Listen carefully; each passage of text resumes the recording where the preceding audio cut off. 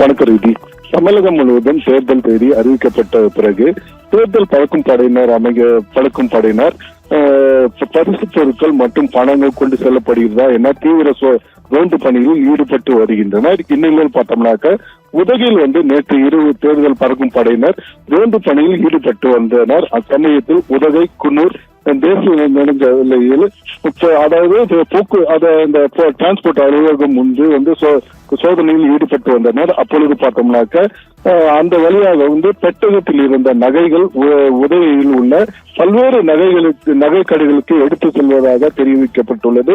இதனை அடுத்து ஆவணங்கள் மற்றும் தங்க நகைகளை குறித்து சோதனை செய்தனர்.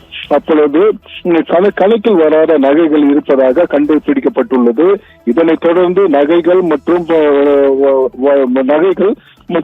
பெட்டக வாகனத்தை பறிமுதல் செய்யப்பட்டு தற்போது இந்த நகை எங்கிருந்து கொண்டு வரப்பட்டுள்ளது, இந்த நகை எங்கு கொண்டு செல்லப்படுகிறது என்று தற்போது விசாரணையும் மேற்கொண்டு வருகின்றனர். மேலும் இதை குறித்து தற்போது விசாரணை நடைபெற்று வருகின்றனர்.